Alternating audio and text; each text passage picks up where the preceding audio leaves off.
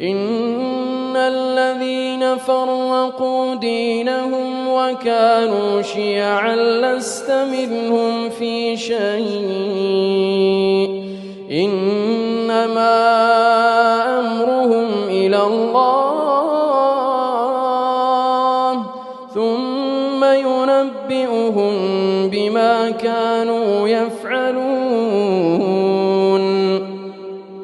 من جاء بالحسنة فله عشر أمثالها ومن جاء بالسيئة فلا يجزى إلا مثلها وهم لا يظلمون.